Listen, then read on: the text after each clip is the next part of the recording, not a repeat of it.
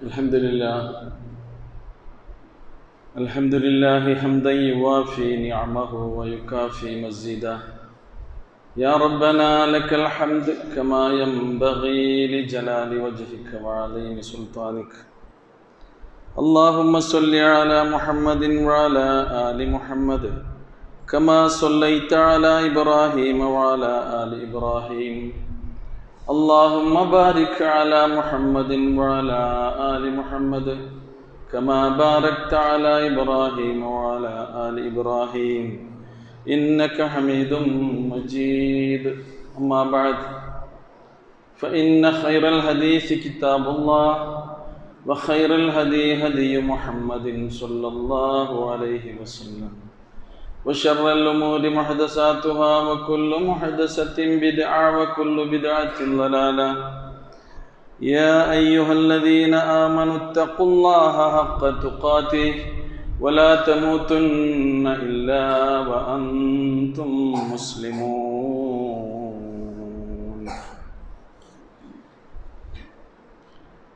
സ്നേഹാദരണീയരായ സഹോദരി സഹോദരന്മാരെ,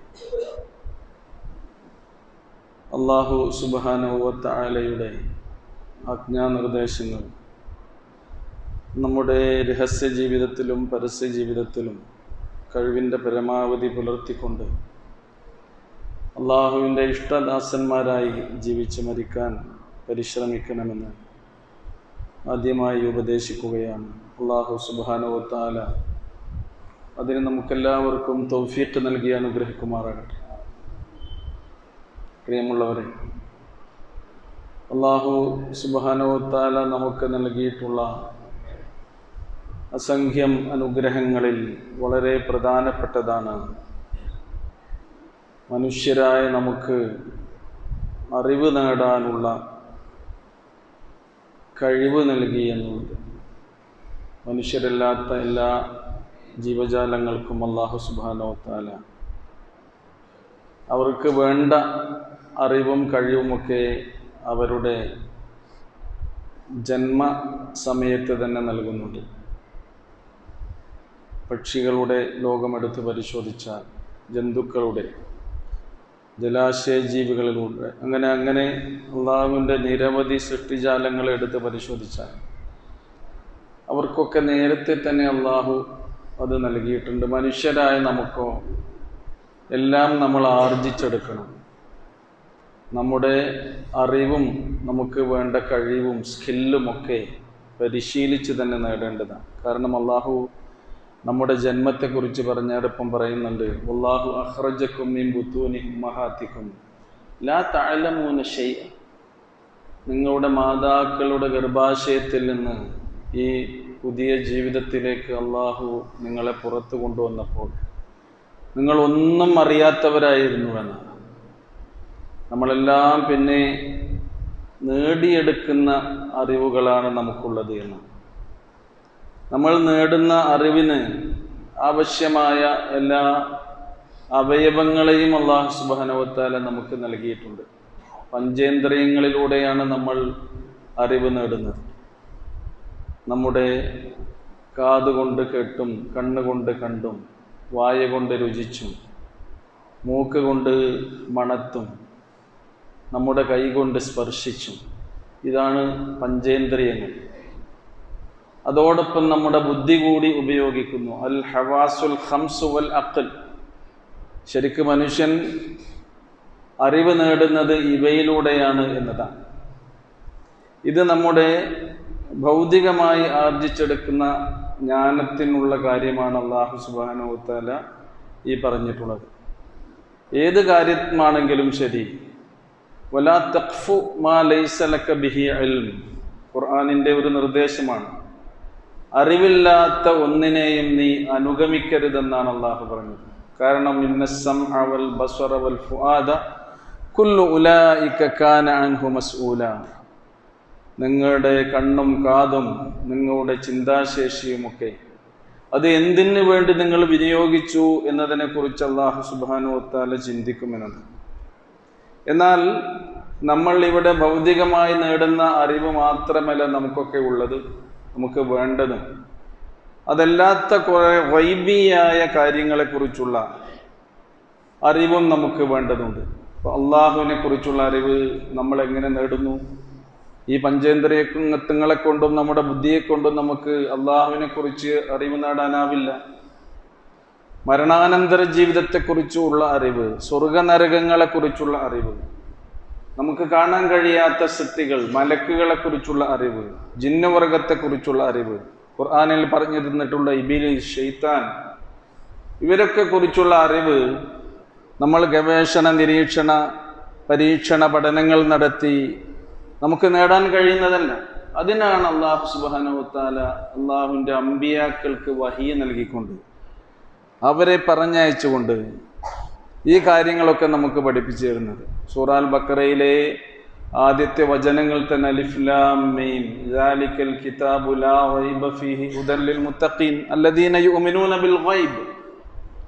അവർ ഗൈബിൽ വിശ്വസിക്കുന്നവരാണ് എന്ന് പറഞ്ഞാൽ അത് ഒന്നാമത്തെ ഗൈബ് എന്ന് പറഞ്ഞാൽ അള്ളാഹുവിൽ അവർ വിശ്വസിക്കുന്നു. രണ്ടാമത്തേത് മരണാനന്തര ജീവിതത്തിൽ അവർ വിശ്വസിക്കുന്നു.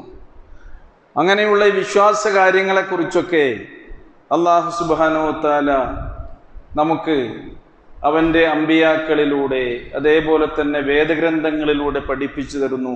ഇങ്ങനെയാണ് മനുഷ്യൻ അതിൽ അറിവ് നേടിയത്. ഭൗതികമായ ഏതൊരറിവിനെക്കുറിച്ചും നമുക്കറിയാം, ഒരു കാര്യമുണ്ടാകുമ്പോൾ അതിനൊരു കാരണമുണ്ടാകും. അതാണ് സബബ് മുസബബ് എന്ന് പറയുന്നത്. ഒരു മതിലിനപ്പുറത്ത് നിന്ന് നമ്മളൊരു പുക ഉയരുന്നത് കണ്ടാൽ നമ്മൾ ആലോചിക്കും അവിടെ എന്തോ തീ കത്തുന്നുണ്ട് എന്നതാണ്. ഇന്ന് അമേരിക്കയിലാകെ തീയാണ്, പുകയാണ്. അപ്പം അതിനൊരു കാരണം ഉണ്ടാകും. അത് തീ പടർന്ന് പിടിച്ച ഒരു സംഗതി ഉണ്ടാകും. അങ്ങനെ ഓരോരോ സംഭവങ്ങളും. ഇപ്പോൾ നോക്കൂ നിങ്ങൾ, ഭൂകമ്പങ്ങൾ ഉണ്ടാകുന്നു, ഉരുൾപൊട്ടലുകൾ ഉണ്ടാകുന്നു, വെള്ളപ്പൊക്കങ്ങൾ ഉണ്ടാകുന്നു. അതിനൊക്കെ അതിൻ്റെതായ കാരണങ്ങൾ ഉണ്ടാകും. എന്നാൽ നമുക്കറിയാത്ത എന്തെങ്കിലും കാര്യങ്ങളെക്കുറിച്ച് നമ്മൾ അന്വേഷിക്കുമ്പോൾ അതിൻ്റെ കാരണങ്ങൾ അധിക മനുഷ്യരും ചിലപ്പോൾ ജിന്നിലേക്കും പിശാചിലേക്കും ശൈത്താനിലേക്കും മലക്കിലേക്കുമൊക്കെ ചേർത്ത് വെക്കുന്ന ഒരു രീതി പണ്ട് മുതലേ ഉണ്ട്. അത് അന്ധവിശ്വാസത്തിൻ്റെ ഭാഗമായി ഉണ്ടാകുന്നതാണ്. ശരിക്ക് അറിവാണ്, വിജ്ഞാനമാണ് മനുഷ്യനെ യഥാർത്ഥ വിശ്വാസത്തിലേക്ക് നയിക്കുന്നത്. അറിവ് നമ്മൾ സമാർജിക്കുന്നതിലൂടെ നമുക്ക് വിശ്വാസത്തിൽ ഉറച്ചു നിൽക്കാൻ കഴിയുന്നു എന്ന് മാത്രമല്ല, അറിവ് എത്ര വർദ്ധിക്കുന്നുവോ അതിനനുസരിച്ച് നമ്മുടെ വിശ്വാസത്തെ, ഈമാനിനെ ദൃഢീകരിക്കുവാൻ കൂടി നമുക്ക് കഴിയുന്നു എന്നതാണ്. വിശുദ്ധ ഖുർആൻ പറയുന്നുണ്ട്, ഖുർആൻ ഇന്നമാ യഖ്ശല്ലാഹ മിൻ ഇബാദിഹി അൽ ഉലമാ, നിശ്ചയമായും അള്ളാഹുവിനെ ഭയക്കുന്ന ആളുകൾ, അള്ളാഹുവിനെ കുറിച്ചുള്ള പേടിയുള്ള ആളുകൾ അവൻ്റെ അടിമകളിൽ നിന്ന് അറിവുള്ളവരാണ്, ജ്ഞാനമുള്ളവരാണ്. അൽ ഉലമ എന്ന് പറഞ്ഞാൽ അറിവുള്ള ആളുകൾക്ക് അറിവ് വർദ്ധിക്കും തോറും അള്ളാഹുള്ള ഭക്തി വർദ്ധിക്കുകയും അങ്ങനെ അവർക്ക് അള്ളാഹുവിനെ കുറിച്ചുള്ള പേടി ഉണ്ടാവുകയും ചെയ്യുന്നു എന്നതാണ്. അപ്പൊ നമ്മൾ ശ്രദ്ധിക്കേണ്ടത് ഇങ്ങനെ. അപ്പൊ നമ്മൾ അറിയാത്ത കാര്യങ്ങളുടെ പിന്നാലെ പോകരുത് എന്ന് ഖുർആൻ പറയുന്നതോടൊപ്പം തന്നെ എന്തൊരു കാര്യത്തെക്കുറിച്ചും അതിൻ്റെ കാരണങ്ങൾ എന്താണ് എന്ന് നമ്മൾ അന്വേഷിക്കുകയും പഠിക്കുകയും ചെയ്യേണ്ടതുണ്ട്. അല്ലാത്തത് നമ്മൾ ആരിലേക്കാണ് ചേർക്കേണ്ടത്? അതൊക്കെ അള്ളാഹുവിലേക്കാണ് നമ്മൾ ചേർക്കേണ്ടത് എന്ന് വിശുദ്ധ ഖുർആൻ നമുക്ക് പഠിപ്പിച്ചു തരുന്ന അടിസ്ഥാനപരമായ ഒരു കാര്യമാണ്. ഒരു സ്ത്രീ പ്രസവിക്കുന്നു, ആൺകുഞ്ഞാണ്. ആൺകുഞ്ഞിൻ്റെ ലിംഗത്തിൻ്റെ അഗ്രചർമ്മം അത് മുറിക്കപ്പെട്ട അവസ്ഥയിലാണ്. എന്ന് പറഞ്ഞാൽ സുന്നത്ത് കഴിക്കപ്പെട്ട രീതിയിലാണ് ഒരു കുഞ്ഞ് പ്രസവിക്കപ്പെട്ടിട്ടുള്ളത്. അങ്ങനെ എത്രയോ സംഭവങ്ങൾ ഉണ്ടാകുന്നു. ഇങ്ങനെ ഒരു കേസ് ഉണ്ടായാൽ ആളുകൾ എന്താ പറയാന്നോ, ആ കുട്ടിനെ ഗർഭാശയത്തിൽ വെച്ച് തന്നെ മലക്ക് സുന്നത്ത് കഴിച്ചിട്ടുണ്ട് എന്നാ പറയാം, അല്ലെങ്കിൽ അതിന് ഇസ്ലാം ജിന്ന് സുന്നത്ത് കഴിച്ചിട്ടുണ്ട് എന്നാ പറയാം. ഇങ്ങനൊരു കാര്യം ഉണ്ടായാൽ ആരിലേക്കാണ് അത് ചേർക്കേണ്ടത്? നിങ്ങൾക്കറിയാത്ത ഒരു കാര്യത്തെ നിങ്ങൾ ആരിലേക്ക് ചേർക്കണമെന്ന് അല്ലാഹു സുബ്ഹാനഹു വ തആല പറയുന്നുണ്ട്. ശരിക്കും അങ്ങനെ പറഞ്ഞാൽ ശരിക്ക് ശിർക്ക് വരെ വരുന്നൊരു കാര്യമാണത്. ഗർഭാശയത്തിൽ അള്ളാഹു കുഞ്ഞുങ്ങളെ അവൻ ഉദ്ദേശിച്ച പോലെ സൃഷ്ടിക്കുന്നു എന്ന് അല്ലാഹു സുബ്ഹാനഹു വ തആല പറയുന്നുണ്ട്. അവനാകുന്നു ഹുവല്ലദീ യുസവ്വിറുക്കും ഫിൽ അർഹാമി കൈഫ യശാ. ഗർഭാശയങ്ങളിൽ നിങ്ങൾക്ക് രൂപം നൽകുന്നു അള്ളാഹു, അവൻ ഉദ്ദേശിച്ചതുപോലെ എന്നാണ്. അപ്പൊ ഒരു കുഞ്ഞിന്റെ അവസ്ഥ അങ്ങനെയാകണമെന്ന് അള്ളാഹു തീരുമാനിച്ച് അങ്ങനെ അതിന് രൂപം നൽകിയിട്ടുണ്ടെങ്കിൽ പടച്ചോനിലേക്കല്ലേ അത് ചേർത്ത് പറയേണ്ടത്. അതുകൊണ്ടാണ് വിശുദ്ധ ഖുർആൻ സൂറ ഹൂദിലെ അവസാനത്തെ ആയത്ത് 123-ാമത്തെ ആയത്തിൽ അല്ലാഹു സുബ്ഹാനഹു വ തആല പറയുന്നുണ്ട്, വലില്ലാഹി ഗൈബുസ് സമാവാതി വൽ അർദ്, അല്ലാഹുവിനാകുന്നു ഭൂമിയിലെയും ഈ ആകാശ ലോകങ്ങളിലുമുള്ള അഭൗതികമായ ജ്ഞാനമുള്ളത് എന്നാണ്. വ ഇലൈഹി യുർജഉൽ അംറു കുല്ലുഹു, അവനിലേക്കാണ് എല്ലാ കാര്യങ്ങളും മടക്കപ്പെടേണ്ടത് എന്നാണ് പറയുന്നത്. അപ്പൊ ഇത്തരം കാര്യങ്ങളൊക്കെ അതെങ്ങനെ അങ്ങനെ സംഭവിച്ചത്, അത് ഇന്നയാള് ചെയ്തതാണ്, അല്ലെങ്കിൽ അത് ജിന്ന് ചെയ്തതാണ്, ശൈത്താൻ ചെയ്തതാണ്, മലക്ക് ചെയ്തതാണ് എന്നല്ല. എല്ലാ കാര്യങ്ങളും ഈ കാര്യകാരണ ബന്ധങ്ങൾക്ക് അതീതമായതെല്ലാം അള്ളാഹുവിലേക്കാണ് നിങ്ങൾ മടക്കേണ്ടത്. ഖുർആനിൽ എത്രയോ സംഭവങ്ങൾ ഉണ്ട്. നമുക്കറിയാമല്ലോ, മറിയം അലൈഹിസ്സലാം, അവരുടെ ഉമ്മ ഗർഭിണിയായപ്പോൾ തന്നെ അവർ നേർച്ച നേർന്നു, പഠിച്ചോനെ എൻ്റെ വയറ്റിലുള്ള ഈ കുഞ്ഞിനെ പള്ളി പരിപാലനത്തിന് വേണ്ടി ഞാൻ നേർച്ചയാക്കുന്നു എന്ന്. പ്രസവിച്ചപ്പോഴാണ് അറിഞ്ഞത് പെൺകുട്ടിയാണെന്ന്. പഠിച്ചോനറിയാമത് പെൺകുട്ടിയാണ് ഗർഭത്തിലെന്നൊക്കെ. അങ്ങനെ പള്ളി പരിപാലനത്തിന് ആ നേർച്ച നിറവേറ്റാൻ വേണ്ടി മറിയം അലൈഹിസ്സലാമിനെ പള്ളിയിൽ ബൈത്തുൽ മുഖദ്ദസിൽ നിയോഗിച്ചു. അവരുടെ പരിചരണ ചുമതല, സംരക്ഷണ ചുമതല സക്കരിയ അലൈഹി സ്വലാത്തു വസ്സലാമിനെയാണ് ഏൽപ്പിച്ചിട്ടുള്ളത്. വക്കഫലഹ സക്കരിയ, കഫാലത്ത് സക്കരിയ അലൈഹി സ്വലാത്തു വസ്സലാമിനെ നൽകി എന്ന് ഖുർആൻ പറയുന്നുണ്ട്. സക്കരിയ അലൈഹിസ്സലാം പള്ളിയിൽ വരുമ്പോഴൊക്കെ കുല്ലമാ ദഖല അലൈഹാ സക്കരിയൽ മിഹ്റാബ് വജദ ഇൻദഹാ റിസ്ഖാ, സക്കരിയ അലൈഹിസ്സലാം പള്ളിയിൽ വരുമ്പോഴൊക്കെ മിഹ്റാബിൽ ഭക്ഷണങ്ങൾ കാണാം. മറിയം ബീവിക്ക് കഴിക്കാനുള്ള ഭക്ഷണം മിഹ്റാബില്. നമ്മളിവിടെ പള്ളിയിൽ ആരെങ്കിലും ജോലി ചെയ്യുകയാണെങ്കിൽ അവർക്ക് ഭക്ഷണം വീട്ടിൽ നിന്ന് കൊണ്ടുപോയി കൊടുത്താലേ അവിടെ ഉണ്ടാകുള്ളൂ. പക്ഷെ ആരും കൊണ്ടുപോയി കൊടുക്കുന്നില്ല. കഫാലത്ത് ഏൽപ്പിച്ച് സക്കരിയ അലൈഹിസ്സലാമിനെയാണ്, സംരക്ഷണ ചുമതല. സക്കരിയ അലൈഹിസ്സലാം അറിയാതെ എങ്ങനെയാണ് അവിടെ ഭക്ഷണം വന്നത്? അതുകൊണ്ട് തന്നെ സക്കരിയ അലൈഹിസ്സലാം ചോദിക്കുന്നുണ്ട്, ഖാല യാ മറിയമു അന്നാ ലകി ഹാദാ, മറിയമേ എവിടുന്ന് നിനക്കിത് കിട്ടിയത്? അതുകൊണ്ട് തഫ്സീറിലെ കുറേ കാര്യങ്ങൾ പറയുന്നുണ്ട്. ചിലപ്പോൾ ഫ്രൂട്ട്സ് ആയിരിക്കും, ആ കാലത്തെ എവിടെയും കിട്ടാത്ത ഫ്രൂട്ട്സ് മിഹ്റാബിലും മറിയം ബീവിക്ക്. ഇതിപ്പോൾ ചക്കക്കാലാണ്, ചക്ക ഇപ്പോൾ ഉള്ളിടത്തും കിട്ടും. സീസൺ അല്ലാത്തൊരു കാലത്ത് ആ സാധനം കിട്ടിയ എവിടുന്ന് ഇത് കിട്ടിയതെന്ന് ചോദിക്കൂലേ? സാധാരണ ഒരു ഭക്ഷണമല്ല അവിടെ കാണുന്നതും. അതുകൊണ്ടാണ് ചോദിക്കുന്നത് എന്നൊക്കെ പറയുന്നുണ്ട്. അപ്പൊ മറിയം ബീവി എന്താ പറഞ്ഞത്? ഖാലത്ത് ഹുവ മിൻ ഇൻദില്ലാഹ്, അത് അള്ളാന്റെ അടുത്ത് നിന്നാണെന്നാണ്. അപ്പൊ മലക്ക് കൊണ്ടുവച്ചായിരിക്കും മറിയം ബീവി പറഞ്ഞിട്ടില്ല. ഇസ്ലാം ജിന്ന് കൊണ്ടുവച്ചായിരിക്കും മറിയം ബീവി പറഞ്ഞിട്ടില്ല. ഇത്തരം കാര്യങ്ങൾ എന്ന് പറഞ്ഞാൽ കാരണങ്ങൾ നമുക്ക് നമ്മുടെ പഞ്ചേന്ദ്രിയങ്ങളെ കൊണ്ടോ നമ്മുടെ ബുദ്ധിയെ കൊണ്ടോ കണ്ടെത്താൻ കഴിയാത്തതായ കാര്യങ്ങൾ എവിടെ കാണുകയാണെങ്കിലും നടക്കുകയാണെങ്കിലും അത് നമ്മൾ ചേർത്ത് വെക്കേണ്ടത് അള്ളാഹുവിലേക്കാണെന്നാണ്. ആ മനുഷ്യന്മാർ വേറൊരിടത്തിലേക്ക് ചേർത്ത് വെച്ചിട്ട് എന്താ ചെയ്യുന്നത്? അതിൽ അള്ളാഹുവിലുള്ള വിശ്വാസത്തിൽ വരെ പങ്കു ചേർക്കുകയാണ് ചെയ്യുന്നത്. ഇത്ര ഗുരുതരമായ കാര്യങ്ങളിലേക്കാണ് ഇത് പോകുന്നത്. മനുഷ്യന്മാർ ചിന്തിക്കുന്നില്ല. സട്ടാവായ അള്ളാഹു സുബ്ഹാനഹു വ തആല അവൻ ഉദ്ദേശിച്ചതുപോലെ ഗർഭാശയത്തിൽ ഒരു കുഞ്ഞിന് രൂപം നൽകിയിട്ടുണ്ടെങ്കിൽ അവൻ ഉദ്ദേശിച്ച പോലെ സൃഷ്ടിച്ച പോലെ തന്നെയായിരിക്കും ആ കുഞ്ഞിനെ പുറത്തേക്ക് കൊണ്ടുവരിക. പിന്നെ ആരുടെയും ഒരു ഇടപെടൽ അതിൽ ഉണ്ടാവുകയില്ല എന്ന് കൂടി നമ്മൾ വിശ്വസിക്കേണ്ടതുണ്ട്. ഇത് നമ്മുടെ ഈമാനിന്റെ അടിസ്ഥാനപരമായ വിശ്വാസ കാര്യങ്ങളിൽ നമ്മൾ ഉറപ്പിച്ച് വിശ്വസിക്കേണ്ട ഒരു കാര്യം കൂടിയാണ് എന്ന് നമ്മൾ മനസ്സിലാക്കുക. അതിനുശേഷം ആയത്തിൽ പറയുന്നത് ഫഅ്ബുദ്ഹു, നിങ്ങൾ ആ റബ്ബിനെയാണ് ആരാധിക്കേണ്ടത്. ഏകദൈവ വിശ്വാസികളായ നിങ്ങൾ ഒന്നിലും അവനെ പങ്കു ചേർക്കാതെ അള്ളാഹുവിനെ ആരാധിക്കണം. വതവക്കൽ അലൈഹി, അവനിൽ നിങ്ങൾ ബരമേൽപ്പിക്കണം. ഇബാദത്ത് എന്നുള്ളത് നമ്മൾ നമ്മുടെ കർമ്മങ്ങളിലൂടെ അനുഷ്ഠിക്കുന്ന ഒരു സംഗതിയാണ്, നമ്മൾ ചെയ്യേണ്ട ഒരു സംഗതിയാണ്. തവക്കുല് എന്നുള്ളത് നമ്മൾ ചെയ്യേണ്ട ഭൗതിക കാര്യങ്ങളെല്ലാം ചെയ്തതിന് ശേഷം ബാക്കി അള്ളാഹുവിൽ ഏൽപ്പിക്കേണ്ട ഒരു കാര്യമാണ് തവക്കുൽ എന്നുള്ളത്. ഇപ്പൊ നോക്കൂ, നമ്മൾ കൃഷി ഇറക്കുമ്പോൾ നമ്മൾ ചെയ്യേണ്ട എല്ലാ കാര്യങ്ങളും ചെയ്യുന്നു. കൃഷി ഉണ്ടാക്കുന്നവൻ ആരാണ്? അല്ലാഹു സുബ്ഹാനഹു വ തആലയാണ്. വിളവ് നൽകുന്നവൻ ആരാണ്? അല്ലാഹുവാണ്. അഫറഅയ്തും മാ തഹ്റുസൂൻ അഅൻതും തസ്റഊനഹു അം നഹ്നുസ് സാരിഊൻ. ഖുർആൻ ചോദിക്കുന്നുണ്ട്, നിങ്ങൾ ചെയ്യുന്ന കൃഷിയെക്കുറിച്ച് നിങ്ങൾ ചിന്തിക്കുന്നില്ലേ?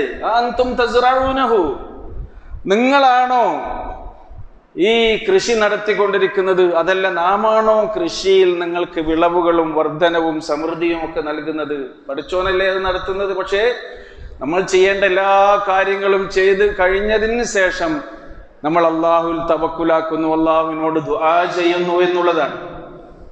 കൃഷിയിൽ വർധനവും സമൃദ്ധി ഉണ്ടാകാൻ വേറെ ഏതെങ്കിലും കാര്യങ്ങൾ അതിൽ ഭരമേൽപ്പിച്ച് നമ്മൾ ചെയ്യുകയാണെങ്കിലോ അള്ളാഹുള്ള ഈ വിശ്വാസത്തിന്റെ കുറവ് വരികയാണ്. അവിടെ ശിർക്ക് അരിച്ചരിച്ച് വരികയാണ്. നട്ടപ്പാതിരക്ക് കൂരാകൂരിട്ടുള്ള ഒരു ഇരുട്ടത്ത് കറുത്ത പാറയിലൂടെ കട്ടുറുമ്പ് അരിച്ചു വരുന്നത് കാണാനാവില്ലെന്ന് റസൂൽ പറഞ്ഞ് ഉപമിച്ച പോലെ നിങ്ങളറിയാതെ ശിർക്ക് നിങ്ങളുടെ മനസ്സിലേക്ക് അരിച്ചു വരും എന്ന് പ്രവാചകൻ തിരുമേനി സല്ലല്ലാഹു അലൈഹി വസല്ലം പറഞ്ഞിട്ടുണ്ട്. ഇപ്പൊ കുരുമുളകൊക്കെ മൂപ്പായി ഏകദേശമൊക്കെ വിളവെടുക്കുന്ന കാലാന്നാ തോന്നുന്നത്. ഇപ്പൊ കർഷകരോടൊന്ന് ചോദിച്ചു നോക്കൂ, ഒരുവിധം ഒട്ടുമിക്കവാറും എല്ലാ നാടൻ പ്രദേശങ്ങളിലും കുരുമുളക് വിളവെടുപ്പ് കഴിഞ്ഞാൽ അതിൻ്റെ തോട്ട എന്ന് പറഞ്ഞ സാധനം ഉണ്ടല്ലോ, ആ നിങ്ങളെ വെള്ളത്തിൻ്റെ വേസ്റ്റ്, കുരുമുളകിൻ്റെ മണിയല്ലേ നമ്മൾ വിഭവങ്ങളാക്കി എടുക്കുള്ളൂ. ആ വേസ്റ്റ് എവിടെയാ കൊണ്ടുപോയിടുക? ഇടവഴിയിലോട് ഉള്ള ആൾക്കാർ ഇടവഴിയിലിടും, റോട്ടിലിടും, റോഡിന്റെ നടുക്കിടും. കർഷകരോട് പറഞ്ഞിട്ടുണ്ടെങ്കിൽ ചോദിച്ചു നോക്കി എന്താ അവിടെ സംഗതി. അവരിപ്പോഴും ചെയ്യുന്നുണ്ടാവും, അറിയാതെ എങ്ങനെ ചെയ്യാണ്. എന്തിനാ അങ്ങനെ ചെയ്യുന്നതെന്ന് ചോദിച്ചാല് ഇത് ആളുകൾ ചവിട്ടിപ്പോയാല് അടുത്ത വിളവിൽ സമൃദ്ധി ഉണ്ടാവുകയുള്ളൂ എന്നുള്ളൊരു വിശ്വാസം അവർക്കുണ്ട്. എന്തായാലും അവരിടും. ഇവിടെ രണ്ട് സംഗതിയാണ് വരുന്നത്. ഒന്ന്, മനുഷ്യന്മാർ നടന്നു പോകുന്ന വഴിയിലേക്ക് വേസ്റ്റുകൾ തള്ളുക എന്നുള്ളത് വിശ്വാസികളോട് വിലക്കിയിട്ടുള്ളൊരു കാര്യമാണ്. ഈമാനിന്റെ ഒരു ഭാഗമായി റസൂൽ സംസാരിച്ചത് ഇമാത്തത്തുൽ അദാനി ത്വരീഖ്, വഴികളിൽ നിന്ന് ഉപദ്രവങ്ങൾ നിങ്ങൾ നീക്കം ചെയ്യണമെന്ന് പറഞ്ഞത്. നമ്മുടെ കടയിലുള്ള വേസ്റ്റ്, വേറെ വേസ്റ്റുകളൊക്കെ ജനങ്ങൾക്ക് ഉപദ്രവമുള്ള എടുത്ത് തള്ളുക എന്നുള്ളത് ഈമാനില്ലാത്തതിന്റെ അടയാളമാണെന്ന് പഠിപ്പിച്ചൊരു ദീനാണിത്. നമ്മുടെ വേസ്റ്റുകൾ എവിടെ നമ്മൾ തള്ളേണ്ടത്? അത് ശരിക്ക് നമ്മൾ അത് കൊണ്ടുവെക്കേണ്ട സ്ഥലത്ത് കൊണ്ടുവച്ച് ശരിക്ക് വേസ്റ്റ് മാനേജ്മെന്റ് എന്ന് പറഞ്ഞൊരു സംഗതി വകുപ്പന്നുണ്ട്. ആ രീതിയിൽ അതിനെ കൈകാര്യം ചെയ്യാണ് വേണ്ടത്.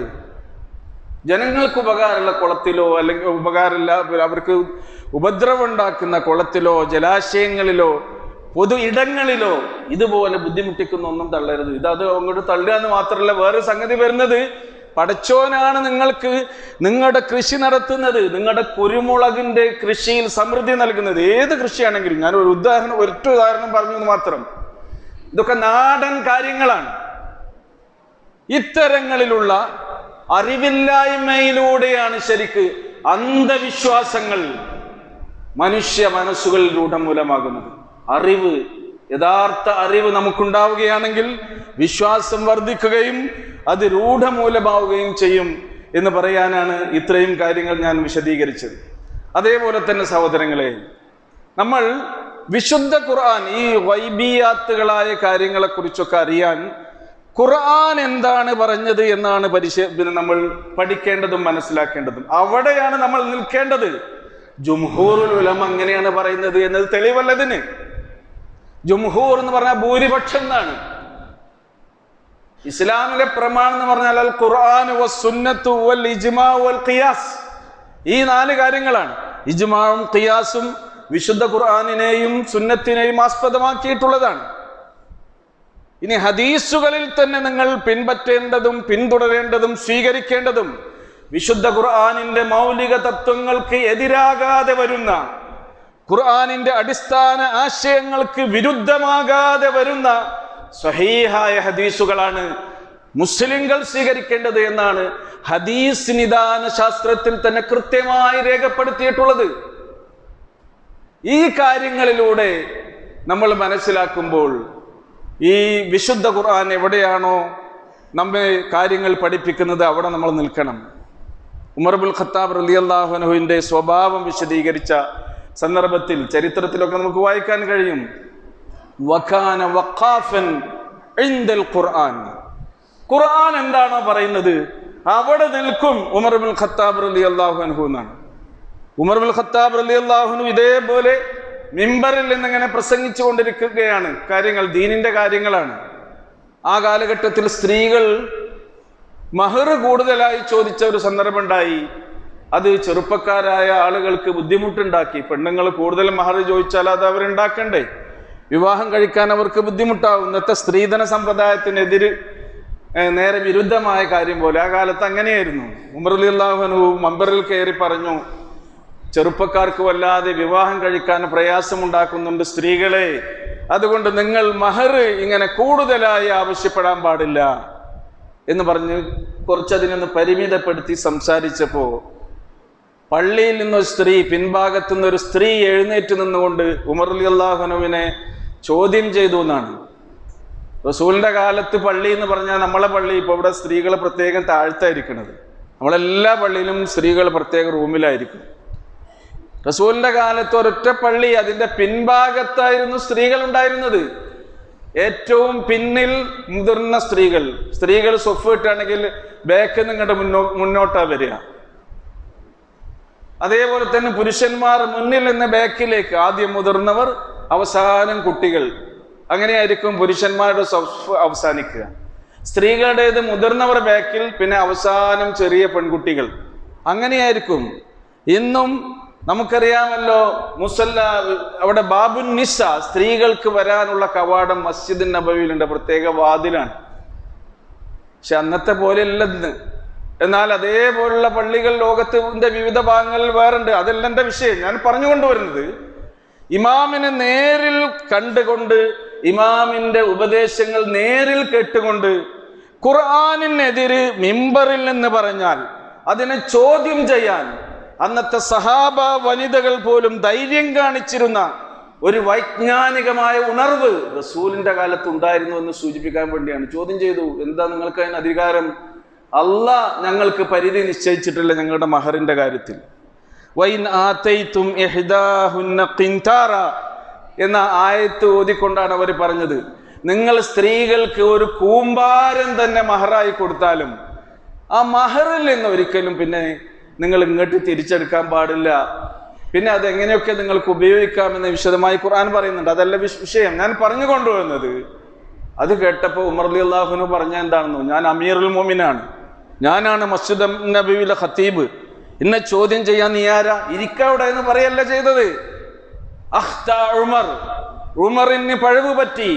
വഅസാബത്ത് തിൽക്കൽ മറ, ആ സ്ത്രീ പറഞ്ഞതാണ് ശരി എന്ന് പറഞ്ഞ് അംഗീകരിക്കുകയാണ് ചെയ്തത്. ഞാൻ പറഞ്ഞു കൊണ്ടുവന്നത്, സഹോദരങ്ങളെ, ഇസ്ലാമിന്റെ ഏത് കാര്യമാണെങ്കിലും, ചെറുതാണെങ്കിലും വലുതാണെങ്കിലും, എല്ലാം നമുക്ക് വിശദീകരിച്ചു തരുന്ന നമ്മുടെ രക്ഷാകവചമായി അല്ലാഹു സുബ്ഹാനഹു വ തആല നമുക്ക് അവതരിപ്പിച്ചു തന്നിട്ടുള്ള ഗ്രന്ഥമാണ് വിശുദ്ധ ഖുർആൻ. ആ ഖുർആനിൽ പറഞ്ഞ കാര്യങ്ങൾ എന്താണോ അതാണ് നമ്മൾ ഒന്നാമതായി സ്വീകരിക്കേണ്ടത്.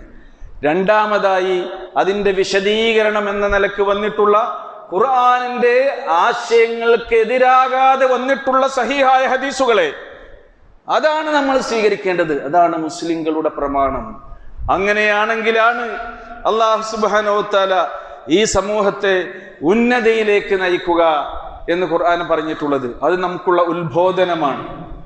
ലോകത്ത് എന്തൊക്കെ സംഗതികൾ നടക്കുന്നുണ്ട്, എന്തെന്ത് സംഗതികൾ, അമേരിക്കയിലാണെങ്കിലും ജപ്പാനിലാണെങ്കിലും നമ്മുടെ കേരളത്തിലാണെങ്കിലും ലോകത്തിന്റെ അഷ്ടദിക്കുകളിൽ ഏത് ഭാഗങ്ങളിൽ എന്ത് സംഭവിച്ചാലും മനുഷ്യർക്കിടയിൽ ഇന്ന് സംഭവിച്ചു കൊണ്ടിരിക്കുന്ന ഓരോരോ കാര്യങ്ങൾക്കും ജീവിതഗന്ധിയായി അവരെ ഉണർത്തുന്ന ഉത്ബോധനങ്ങളാണ് വിശുദ്ധ ഖുർആനിന്റെ ആയത്തുകളിൽ ഉള്ളത് എന്നാണ്. നമ്മളൊരു പത്രം എടുത്തിങ്ങനെ നോക്കുകയാണെങ്കിൽ അതിൻ്റെ ഓരോ ഹെഡിങ്ങിന് താഴെയും ഖുർആന്റെ ഒരു ആയത്ത് എഴുതാൻ പറ്റാവുന്ന രൂപത്തിലുള്ള സംഭവങ്ങൾ അന്ന് നടന്നുകൊണ്ടിരിക്കുന്നത്.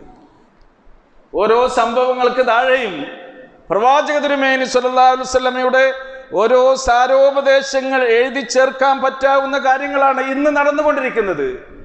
അതുകൊണ്ട് ഈ പ്രമാണങ്ങളിലേക്ക് മടങ്ങി നമ്മുടെ വിജ്ഞാനത്തെ നമ്മൾ വർദ്ധിപ്പിക്കുകയും ശക്തമാക്കുകയും അത് മുഖേന നമ്മുടെ ഈമാനിനെ കൂടുതൽ തിളക്കമാർന്നതാക്കി തീർക്കുകയും ചെയ്യുക. അങ്ങനെയുള്ള അടിമകളെയാണ് അല്ലാഹു സുബ്ഹാനഹു വ തആല ഇഷ്ടപ്പെടുന്നത്.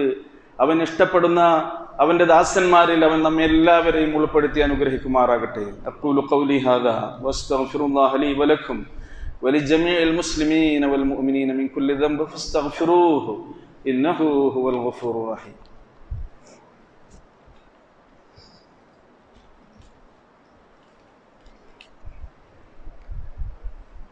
അൽഹംദുലില്ലാഹി الذي هدانا لهذا وما كنا لنهتدي لولا أن هدانا الله.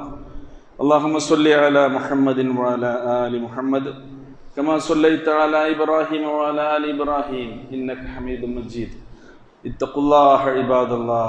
പ്രിയമുള്ള സഹോദരി സഹോദരന്മാരെ, അള്ളാഹുവിൻ്റെ നിയമനിർദ്ദേശങ്ങളെ ജീവിതത്തിൽ ചേർത്ത് വെച്ചുകൊണ്ട് നമ്മുടെ ജീവിതം അടുക്കും ചിട്ടയും വെടിപ്പും വൃത്തിയും ഉള്ളതാക്കി മുന്നോട്ട് കൊണ്ടുപോകാൻ പരമാവധി പരിശ്രമിക്കണമെന്ന് ഒരിക്കൽ കൂടി ഉണർത്തുകയാണ് റഹ്മാനായ നാഥ. അതിന് ഞങ്ങൾക്കെല്ലാവർക്കും നീ തൗഫീക്ക് നൽകി അനുഗ്രഹിക്കണമേ. വിശ്വാസികളായ നമ്മെ വഴിതെറ്റിപ്പിക്കാൻ വഴിപിഴപ്പിക്കാൻ നിരന്തരമായി പ്രവർത്തിച്ചു കൊണ്ടിരിക്കുന്ന നമ്മുടെ ശത്രുവായ പിശാചിൻ്റെ കാര്യങ്ങളെക്കുറിച്ച് നമ്മൾ കഴിഞ്ഞ ഖുത്ബകളിലൊക്കെ മനസ്സിലാക്കുകയുണ്ടായി. ജിന്നുവർഗത്തിൽപ്പെട്ട പിശാചിന് മനുഷ്യനിൽ ഒരു അധികാരവും ചെലുത്താൻ കഴിയില്ലെന്നും ശാരീരികമായൊരു ഉപദ്രവവും മനുഷ്യനെ വരുത്താൻ പിശാചിന് കഴിയില്ലെന്നും ഖുർആനിൻ്റെ ആയത്തുകളിലൂടെയൊക്കെ നമ്മൾ വിശദമാക്കി മനസ്സിലാക്കി. പിന്നെ എന്താ ഉള്ളത് കഴിയുക? ഈ ദുർമന്ത്രണങ്ങളും ദുർബോധനങ്ങളും നടത്തി നമ്മളെ വഴിപിഴപ്പിക്കുന്നു. ഹിസ്ബുല്ലാ വ ഹിസ്ബു ഷൈത്താൻ, രണ്ട് പാർട്ടിയെക്കുറിച്ച് ഖുർആൻ പറയുന്നുണ്ട്. ഒന്ന് അള്ളാന്റെ പാർട്ടിയാണ്, മറ്റൊന്ന് ഷെയ്ത്താന്റെ പാർട്ടിയാണ്. ഷെയ്ത്താൻ അവന്റെ പാർട്ടിയിലേക്ക് മെമ്പർഷിപ്പ് ചേർത്തുകൊണ്ടേയിരിക്കും, ആളെ കൂട്ടാൻ ശ്രമിച്ചുകൊണ്ടേയിരിക്കും, ഭൂരിഭാഗം അതന്നെയായിരിക്കും. എന്നാൽ അള്ളാഹുവിൻ്റെ പാർട്ടി, അള്ളാഹുവിൽ വിശ്വസിക്കുകയും അവനെ രക്ഷാധികാരിയായി സ്വീകരിക്കുകയും ചെയ്യുന്നവരാണ് അള്ളാഹുവിൻ്റെ അടിമകളും വിശ്വാസികളും. അള്ളാഹുവാണ് ഞങ്ങളുടെ രക്ഷ, ഞങ്ങളുടെ രക്ഷാധികാരി അള്ളാഹുവാണ് എന്ന വിശ്വാസം വെച്ച് പുലർത്തുന്ന ആളുകൾക്ക് അവരിൽ ഒരു സ്വാധീനവും ഒരു അധികാരവും ഈ ജിന്ന് വർഗത്തിൽപ്പെട്ട ശൈത്താനില്ല എന്ന് ഖുർആൻ നമുക്ക് പഠിപ്പിച്ചു തരുന്നു. ഇന്നഹു ലൈസ ലഹു സുൽത്താനുൻ അലല്ലദീന ആമനൂ വഅലാ റബ്ബിഹിം യതവക്കലൂൻ. വിശ്വാസികളായ ആളുകൾക്ക്, അള്ളാഹുവിൽ ഭരമേൽപ്പിച്ച ആളുകളുടെ മേൽ ആ പിശാചിന് യാതൊരു സ്വാധീനവുമില്ല. പിന്നെ ആരിലാണ് അവന് സ്വാധീനം ചെലുത്തുക? അവന്റെ അധികാരം ആരിലാണ്? ഇന്നമാ സുൽത്താനുഹു അലല്ലദീന യതവല്ലൗനഹു. അവനെ രക്ഷാധികാരിയായി സ്വീകരിക്കുന്നവരിലായിരിക്കും. പിശാചിനെ രക്ഷാധികാരിയായ ആൾക്കാരൊക്കെ സ്വീകരിക്കുന്നുവോ അവരിൽ സ്വാധീനം ചെലുത്താൻ പിശാചിന് കഴിയും. വല്ലദീന ഹും ബിഹി മുശ്രികൂൻ. അള്ളാഹുവിന് പങ്കാളികളാക്കുന്ന ആളുകളെ, അള്ളാഹുവിന് പങ്കാളികളെ കൽപ്പിക്കുന്ന ആളുകൾ, മുശ്രിക്കുകൾ, ബഹുദൈവ വിശ്വാസികളിൽ അവരും സ്വാധീനം ചെലുത്താൻ പിശാചിന് കഴിയുന്ന ഖുർആൻ സൂറ ഇസ്രാ, ഇത് സൂറ നംലിലെ 99-ാമത്തെ ആയത്താണ്. ഇടയ്ക്കിടയ്ക്ക് ഇതൊക്കെ നമ്മൾ അതിന്റെ തഫ്സീറൊക്കെ നോക്കുന്നത് നല്ലതാണ്. സൂറ ഇസ്രായിലെ 65-ാമത്തെ ആയത്തിൽ ഇന്ന ഇബാദി ലൈസ ലക അലൈഹിം സുൽത്താൻ, തീർച്ചയായും എൻ്റെ ദാസന്മാരുടെ മേൽ നിനക്ക് യാതൊരു സ്വാധീനവുമില്ല. ശൈത്താനോട് പറയാം, വഖഫാ ബിറബ്ബിക വകീലാ, നബിയെ താങ്കൾക്ക് കൈകാര്യകർത്താവായി നിന്റെ രക്ഷിതാവ് തന്നെ മതി, അള്ളാഹു തന്നെ മതി എന്ന് അല്ലാഹു സുബ്ഹാനഹു വ തആല പറയുന്നു. ഇനി നമ്മളെയൊക്കെ വഴിപിഴപ്പിച്ച് മനുഷ്യന്മാരിൽ ബഹുഭൂരിപക്ഷം ആളുകളെയും നരകത്തിലാക്കി അങ്ങനെ അള്ളാഹുവിൻ്റെ വിധി തീർപ്പൊക്കെ കഴിഞ്ഞതിന് ശേഷം ഈ ശൈത്താന്റെ ഒരു ഉപസംഹാര പ്രസംഗമുണ്ട്. വിശുദ്ധ ഖുർആൻ സൂറ ഇബ്രാഹിമിലെ 22-ാമത്തെ ആയത്തിൽ അത് നമുക്ക് പരിചയപ്പെടുത്തുന്നുണ്ട്. എന്താ ഇപ്പം വരാനിരിക്കുന്ന കാര്യം ഇപ്പൊ പഠിച്ചോൻ പറഞ്ഞത്? നമ്മൾ ജാഗ്രത പാലിക്കാനാണ്. നമ്മുടെ ശത്രുവായ പിശാച്, ഇബ്ലീസ്, ശൈത്താന്, ജിന്ന് വർഗത്തിൽപ്പെട്ടവരാണ് അവരൊക്കെ. ഈ ജിന്ന് ബാധ കൊണ്ട് ഈ സമൂഹം എങ്ങനെയാണ് നശിച്ചു പോകുന്നത്? ഇതാണ് ഏറ്റവും വലിയ ജിന്ന് ബാധ. ഇതിനെയാണ് നമ്മൾ കരുതിയിരിക്കേണ്ടത്. വഖാല ശൈത്താൻ ലമ്മാ ഖുദിയൽ അംർ, വിധി തീർപ്പൊക്കെ കഴിഞ്ഞപ്പോൾ ശൈത്താൻ അവറുകൾ പറയുന്നത് എന്തായിരുന്നു? ഇന്നല്ലാഹ വഅദക്കും വഅദൽ ഹഖ്, നിശ്ചയമായും അള്ളാഹു നിങ്ങളോട് പല വാഗ്ദാനങ്ങളും ചെയ്തിരുന്നു, അത് സത്യമായ വാഗ്ദാനമായിരുന്നു അവൻ ചെയ്തിരുന്നത്. വവഅതുകും, ഞാനും നിങ്ങളോട് കുറെ വാഗ്ദാനങ്ങൾ ചെയ്തിരുന്നു, എന്നാൽ ഫഅഖ്ലഫ്തുകും, ഇന്നിതാ നിങ്ങളോട് ഞാൻ ചെയ്ത എല്ലാ വാഗ്ദാനങ്ങളും ലംഘിച്ചിരിക്കുകയാണ്. വമാ കാന ലീ അലൈക്കും മിൻ സുൽത്താൻ, നിങ്ങളുടെ മേൽ എനിക്ക് ഒരു അധികാരവും ഉണ്ടായിരുന്നില്ല, ഒരു സ്വാധീനവും ഉണ്ടായിരുന്നില്ല. പിശാചിനുള്ള അധികാരം സ്വാധീനം എന്താണെന്നോ അല്ലാഹ് പറയാണ്. മനുഷ്യവർഗത്തെയും ജിന്നവർഗത്തെയും ശൈത്താനൊക്കെ സൃഷ്ടിച്ച അല്ലാഹ് പറയട്ടെ. എന്നിട്ടല്ല ജുംഹൂറുൽ ഉലമ പറയുന്നത് നമ്മൾ സ്വീകരിക്കേണ്ടത് പഠിച്ചോൻ പറഞ്ഞതല്ലേ സ്വീകരിക്കേണ്ടത്. ഇല്ല അൻ ദഅഉതുകും, നിങ്ങളെ ഞാൻ ക്ഷണിച്ചു എന്നതല്ലാതെ ഒരു സ്വാധീനമില്ല. നിന്റെ മാർഗത്തിൽ പോരി പോരി എന്ന് പറഞ്ഞ് ഞാൻ നിങ്ങളെ വിളിച്ചു. ഫസ്തജബ്തും ലി, അപ്പൊ നിങ്ങൾ എന്റെ മാർഗത്തിൽ ഉത്തരം നൽകി എന്റെ പിന്നാലെ പോന്നു. ഫലാ തലൂമൂനി, ഇന്ന് നിങ്ങൾ എന്നെ ആക്ഷേപിക്കേണ്ടതില്ല, എന്നെ നിങ്ങൾ പഴിക്കേണ്ടതില്ല. വലൂമു അൻഫുസകും, നിങ്ങൾ നിങ്ങളെ തന്നെ ആക്ഷേപിച്ചാൽ മതി, നിങ്ങൾ നിങ്ങളെ പഴിച്ചാൽ മതി. ഞാൻ വിളിച്ചപ്പോ എന്റെ കൂടെ പോന്നത്? അള്ളാന്റെ വാഗ്ദാനങ്ങൾ നിങ്ങളുടെ മുമ്പിലായിരുന്നോ? അത് നിങ്ങൾക്ക് പിന്തുടരുമായിരുന്നില്ലേ? വമാ അന ബിമുസ്രിഖികും, ഇന്നേ ദിവസം നിങ്ങളെ സഹായിക്കാൻ എനിക്ക് കഴിയില്ല. വമാ അൻതും ബിമുസ്രിഖിയ്യ, എന്നെ രക്ഷപ്പെടുത്താൻ നിങ്ങൾക്ക് കഴിയുമെന്ന വിശ്വാസം എനിക്കില്ല. പിശാച് പറയാം, എന്നെ രക്ഷപ്പെടുത്താൻ നിങ്ങൾക്ക് കഴിയില്ല. ഇന്നി കഫർതു ബിമാ അശ്റക്തുമൂനി മിൻ ഖബൽ, ഇതിനു മുമ്പ് നിങ്ങൾ എന്നിൽ പങ്കു ചേർത്തിയിരുന്നതൊക്കെ ഞാനിതാ നിഷേധിച്ചിരിക്കുന്നു എന്ന് പറയും. ഇന്നല്ലാലിമീന ലഹും അദാബുൻ അലീം. മൂപ്പര് കയ്യഴുകും. നമ്മൾ നമ്മുടെ കാര്യമാണ് നോക്കേണ്ടത്, നമ്മുടെ വിശ്വാസത്തിന്റെ വിശുദ്ധിയാണ് നോക്കേണ്ടത്. നമ്മുടെ ഈ വിശ്വാസം എന്നത് പറഞ്ഞത് നമ്മുടെ സ്വർഗത്തിന്റെയും നരകത്തിന്റെയും പ്രശ്നമാണ്, നമ്മുടെ പരലോക വിജയത്തിന്റെയും പരലോകത്ത് നടക്കാനിരിക്കുന്ന പരാജയത്തിന്റെയും കാര്യമാണ്. ഇത് നടക്കുമെന്നത് ഉറപ്പാണ്. ദാലികൽ യൗമുൽ ഹഖ് ഫമൻ ശാഅ അത്തഖദ ഇലാ റബ്ബിഹി മആബാ. അങ്ങനെ ഒരു ദിവസം വരാനുണ്ട്, അന്ന് നമ്മൾ വഞ്ചിതരായവരുടെ കൂട്ടത്തിൽ പെടാൻ പാടില്ല. നേരെ മറിച്ച് അള്ളാഹു നമുക്ക് നമ്മുടെ രക്ഷാകവചമായി ഇറക്കിത്തന്ന വിശുദ്ധ ഖുർആനിനെ മുറുകെ പിടിച്ച് ഏത് പ്രതിസന്ധിയിലും പൊട്ടിപ്പോകാത്ത പിടിവള്ളിയാണത്. ഹബ്ലും മിനല്ലാഹിൽ മതീൻ, അതാണ് ഖുർആൻ. അതിന്റെ ഒരറ്റം അള്ളാഹുവിന്റെ കയ്യിലാണ്, മറ്റേ അറ്റം നിങ്ങളുടെ കയ്യിലാണ്. നിങ്ങളത് പിടിക്കൂ എന്നാ പറയുന്നത് പഠിച്ചോൻ. ഈ കയറ് പിടിച്ചോളൂ രക്ഷപ്പെടാൻ. മറ്റേ അറ്റം പഠിച്ചോന്റെ കയ്യിലാണ് ഖുർആനിന്റെ.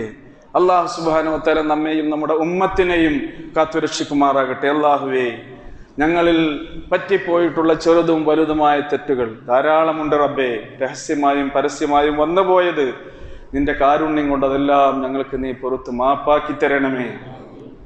നിങ്ങളിൽ നിന്ന് മരണപ്പെട്ടു പോയിട്ടുള്ള വാത്സല്യനിധികളായിരുന്ന നമ്മുടെ മാതാപിതാക്കൾ, അടുത്ത ബന്ധുക്കൾ, പ്രിയപ്പെട്ടവർ, ഉസ്താദുമാർ, പണ്ഡിതന്മാർ, എല്ലാവർക്കും മഗ്ഫിറത്തും മർഹമത്തും നൽകിയവരെയും ഞങ്ങളെയും നിന്റെ ജന്നാത്തുൽ ഫിർദൗസിൽ ഒരുമിച്ച് കൂട്ടണമേ.